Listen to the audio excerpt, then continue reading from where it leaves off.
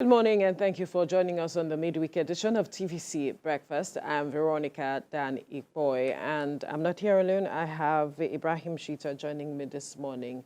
It's a rainy Wednesday morning, Ibrahim. Absolutely. And I'm sure you slept well. Yeah, did you say that? I think I woke up and I was like, okay, the alarm didn't go off. I realized that it was on silence, and because it's quite unusual. I normally wake up before the alarm, but then today it happened the way it happened. But I didn't oversleep anyway. There's a bit of logistical, problems here and there. Issues, all right, it happens. Anyway, we have an array of issues we'll be looking at this morning, talking about the Israel-Gaza issue that has entered its fifth day. Now, tensions continue to escalate. At least, at the last count, rather, more than 900 people in Gaza and over 1,000 in Israel have been killed. And numbers keep rising since the Saturday, October the 7th, when Hamas first launched targeted attack on Israel. Meanwhile, Israel says it is preparing to launch a ground assault on Gaza with bombs still raining down. Ibrahim, the pictures coming out of this conflict is quite saddening. You see parents holding their dead children, weeping. So a number of persons talking about civilians have been killed on the Gaza Strip.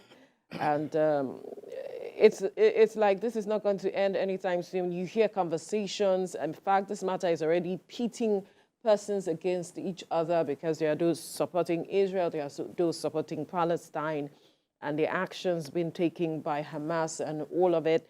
And for some other persons, it is just about let peace reign because of the casualties we are witnessing, the figures rising as it is. Even the 900 being quoted might not necessarily be the exact figure as it is because you see a number of persons trapped under the rubble, some killed. I saw a video yesterday where a lady was saying that everybody around her didn't survive. She was able to push through. I saw a father holding his dead son, trying to rock his dead son to perhaps see if he will come back to life. It's just a saddening development. I saw, excuse me, I saw a gory picture of a very young girl whose face was, really, really mutilated as a result of the shelling from, the reprisal attack from Israel. And I feel those who are taking sides, either on Israel or for supporting Palestinians, I feel it's not really good enough. It's what we should be seeking is how do we resolve these issues once and for all, even though it's been years and years of strives between the bellicose countries, that's Israel and Palestine.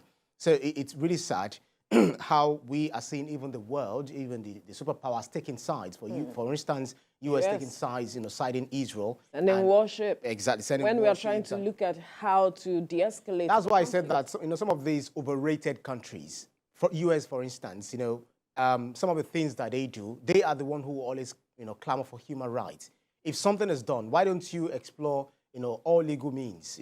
Go to the ICC. Okay, someone will be prosecuted for war crimes if you say Hamas is attacked. But how much more, or how much have you done when Israel was the aggressor at some point in time? Because one report that I read was that for one life of Palestinians killed, one life of Israel killed, they take about 100 in reprisal. So I feel it's not so good. One death, too many. That's what they say. So what is important is for them to come to the round table. They've proposed a lot of ways to resolve this issue. We talked about the Oslo Accords in 1993, Camp David 2000, Taba Summit 2001, Roadmap for Peace, Arab Peace Initiative, and then the two-state what's it called? The two-state solution.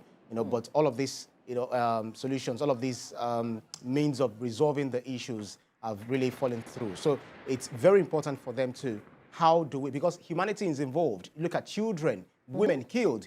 Even if you're fighting war, you should face those who are facing you. Exactly. Not the people who are, unarmed, not the civilians, not the, shelling cities, homes, buildings, and all of that. It's really, really a sad thing to witness. And to come to think of it, they are supposed to be brothers. These are descendants of Abraham. Jew, Christian, and Islam. They are descendants of Abraham. They're supposed to be brothers. They're supposed to, be closer to one another. It's not supposed to be. Supposed to be. Yes, but then, when you have siblings fighting over what? Land? Over refugee, over water, over right of passage and all of that. I feel it's really sad and something humanity should not be witnessing at this point. There's a question being asked with regards to peace efforts, where it stands now. And I just want to quickly touch on that. The administration of U.S. President Joe Biden is focused on trying to secure grand bargain in the Middle East that includes normalization of relations between Israel and Saudi Arabia, custodians of Islam's two holiest shrines. And the latest war is diplomatically awkward, as it's been reported, for Riyadh, as well as for other Arab states, including some Gulf Arab states next to Saudi Arabia, that have signed peace deals with Israel. Indeed, it's an awkward one. We saw yesterday that Nigeria, had to bring back some of the pilgrims that were heading to Israel as it is. We saw Saudi Arabia, Nigeria. In fact, South Africa, there is a matter of the politicians are divided with regards to their stance on this conflict. That's right. And Nigeria has been speaking, talking about this de-escalation and saying it is not picking sides as it is. Even the AU spoke. One can only hope that something is done. If the U.S. is saying that they are trying to secure a grand bargain and they are sending a warship, I don't understand how they intend to achieve that when you're sending a warship to Israel, somewhere close to Israel. You say you want to secure a grand bargain. What would that be? What would the scope of this grand bargain be? How would it benefit both sides? Are we fueling the war, or we are trying to de-escalate the conflict and ensure that we have lasting solution to this crisis that has lasted decades? I mean, this is said to be the biggest attack on Israel in the past 50 years, and we already see how Benjamin Netanyahu is speaking, and we have seen the number of attacks, coming into Gaza or Palestine as it is right now. Yes, we know that Hamas is doing something that, a lot of persons have condemned. Definitely. But the bottom line is, how do we ensure there is peace at the end of the day? So what is wrong is that, you said that it's a very serious attack on Israel, but what did the media say when Israel was attacking the Palestinians, Both sides have been condemned. You understand? Going to their homes. Both sides have been condemned. Rushing them and pushing them out. Now Israel is saying they are recalling 300,000, soldiers, from the US, wherever they are. And how many of them in Palestine? I think they're just about 2 million or thereabouts. So they just want to kill everyone. It's not so good, just like we agreed upon that whoever is found wanting should be brought to book, justice, but not the children, not the women, not civilians, not anyone, not those who are, the most vulnerable, the vulnerable ones in both countries. So it's not something that we should be seeing or talking about, in this day and age. All right, we do hope that some peace agreement would be reached as quickly as possible with regards to this conflict.